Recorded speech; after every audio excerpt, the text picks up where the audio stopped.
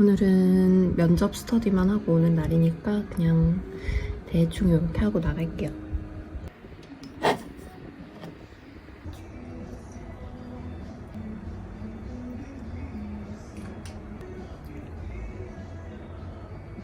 날씨가 아주 구립니다.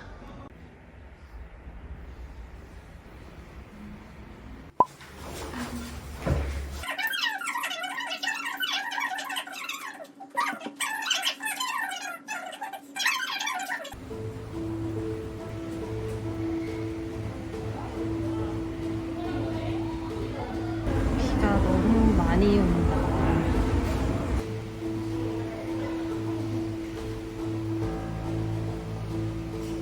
저는 무사히 비바람을 뚫고 집에 왔습니다. 점심을 먹어볼게요. 생일 축하합니다. 나 이혼기념 파티하고 처음이지? 그러네. 그 첫사랑이랑 결혼했지. 계산이지. 나만 후식 타임. 베라 먹을 거예요. 엄외. 엄마는 외계인. 피스타치오 아몬드. 아몬드 봉봉. 짠! 리딩을 할 겁니다. 오늘 비도 오고 약속도 없고 해서 집에서 요거 다 읽을 거예요. Let's go! 지난달 말보다 1조 8,883억 원, 0.27% 줄었습니다. 첫 기사부터 아주 숫자가 난리 부르스네요. 국민 제한 투표에 오른 안건 가운데 하나, 대형마트의 의무 휴업을 없애자는 겁니다. 대형마트의 배송기사들은 의무 휴업 폐지에 반대 목소리를 내왔습니다. 하루 10시간, 그것도 주 6일 일하는데 의무 휴업마저 없어지면 어떻게 하느냐는 겁니다. 홍성희 기자가 얘기 들어봤습니다. 안녕하세요. ETV 생생정보 8월 8일 월요일에 생방송으로 인사드립니다. 찜통더위에 입맛 잃으신 분들 많으시죠? 오늘 가격 파괴의 Y에서 여러분들의 입맛을 꽉 붙들어 드리도록 하겠습니다.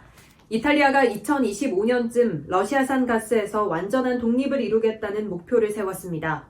이탈리아 최대 에너지 기업 에니는 현지 시간 29일 2분기 사업 보고서를 발표하고 이 같은 계획을 공개했습니다.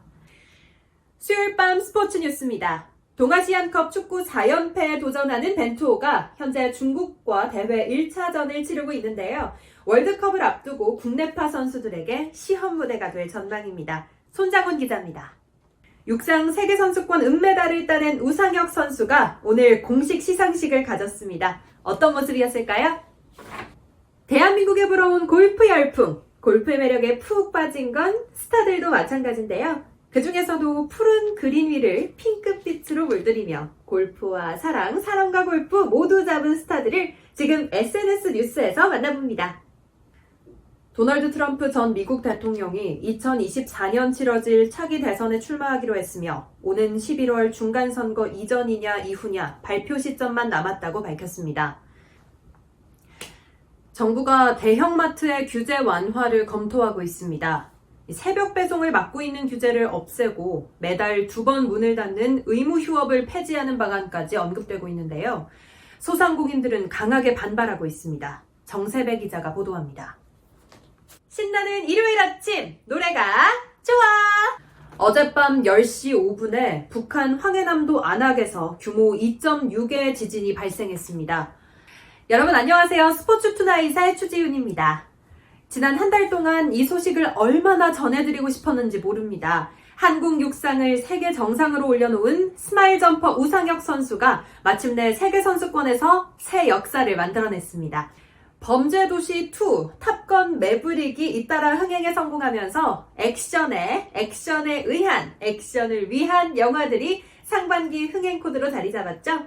무더위를 날릴 시원한 액션의 세계로 바로 들어가 볼까요? 영화를 고르는 탁월한 시선, 영화가 좋다. 핸드폰 배터리가 없는 관계로 충전할 때까지 잠시 쉬도록 하겠습니다. 힘들어. 비가 계속 오네요. 계속. 자, 저 이제 요만큼 했어요.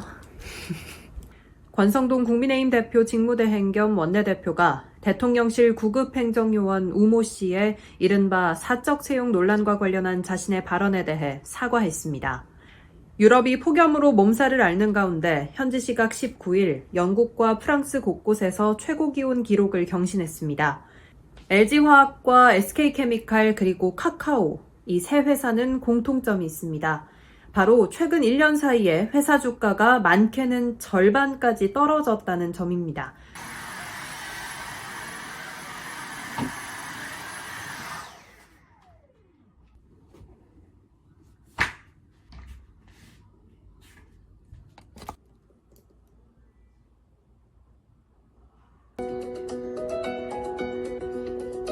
손은 뱀이 편하게 옆으로.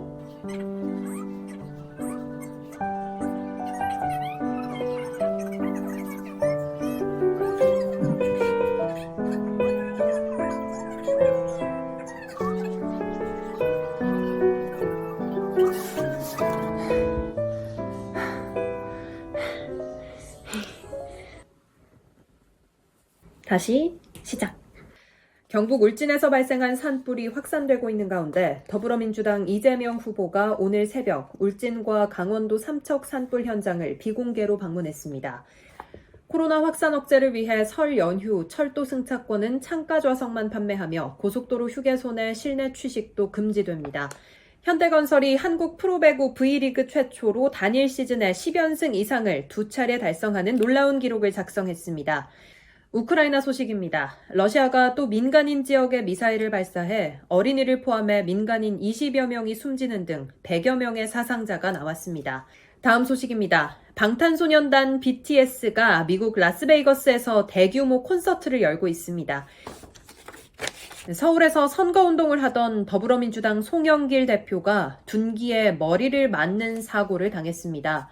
대선을 이틀 앞두고 백주 대낮에 공당의 대표가 중대한 폭력을 당한 건데 정치권은 물론이고 문재인 대통령도 민주주의에 대한 테러라고 규탄했습니다. 최경재 기자가 취재했습니다. 밤이 되었습니다. 해가 졌어요. 하지만 대본은 남아있어요. 대한항공과 아시아나항공의 인수합병을 심사해온 공정거래위원회가 조건부 승인 결정을 내렸습니다. 그런데 우리만 해서 이게 끝나는 게 아니라 경쟁 관계에 있는 다른 나라의 심사도 거쳐야 하는데 노선 경쟁이 심한 중국이 변수가 될 것으로 보입니다. 이혜미 기자가 취재했습니다. 비가 아주 많이 오네요. 대피소가 된 지하철역에 우크라이나 어린이들이 마스크를 쓴 채 모여 있습니다. 전쟁이 얼마나 위험하고 또 끔찍한 것인지 단적으로 보여주고 있습니다. 한 유치원에는 러시아군이 쏜 불발탄이 발견되기도 했습니다. 장훈경 기자가 보도합니다. 국제유도연맹 IJF가 우크라이나 침공 책임자인 블라디미르 푸틴 러시아 대통령의 명예회장 자격을 정지했습니다. IJF는 오늘 성명을 내고 우크라이나에서 벌어지는 전쟁 갈등을 고려해 IJF 명예회장이자 명예대사인 푸틴 대통령의 자격을 정지한다고 발표했습니다.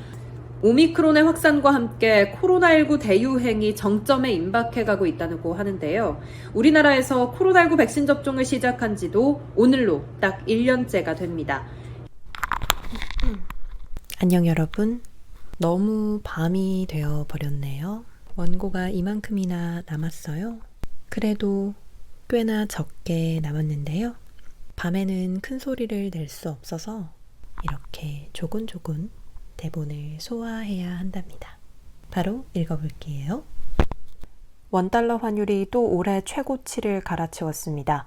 다시 미국과 위급할 때 서로 통화를 빌려주는 통화 스와프를 맺고 환율을 안정시킬 필요가 있다는 목소리가 높아지는데 다음 주 옐런 미국 재무장관이 한국에 올 때 어떤 얘기가 오갈지 관심이 쏠립니다. 오수호 기자가 보도합니다.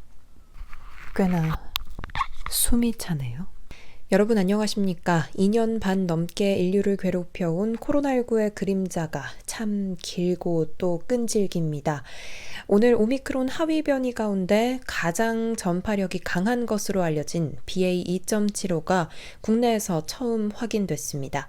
인천에 사는 60대인데 최근에 해외에 간 적도 없어서 이미 국내 지역사회에 퍼진 것 아니냐는 우려도 나옵니다.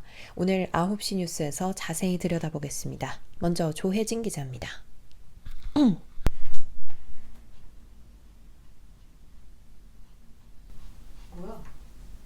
내일이 초복입니다. 최근 덥고 습한 날씨에 보양식 생각나시는 분들 많으실 텐데요. 닭고기, 오리고기, 전복 같은 이 보양식 대표적 재료들이 아주 가격이 쭉쭉 올랐다고 해요.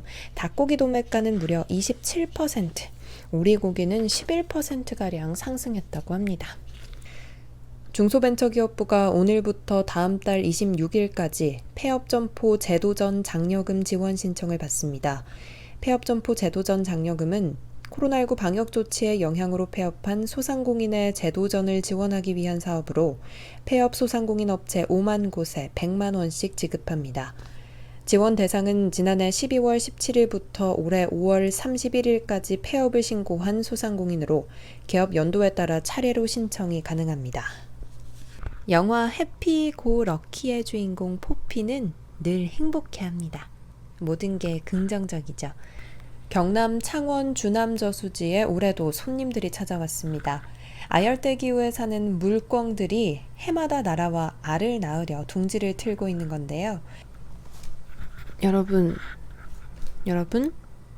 비상 상황이에요. 오늘 영상을 너무 많이 찍어서, 너무 길게 찍어서 저장 공간이 없대요. 그래서 나머지 한 10장 정도의 원고는 못 읽을 것 같습니다. 내일 또 읽어보도록 하죠. 그럼 잘 자요. 바이. 처참한 오늘 리딩 챌린지의 흔적.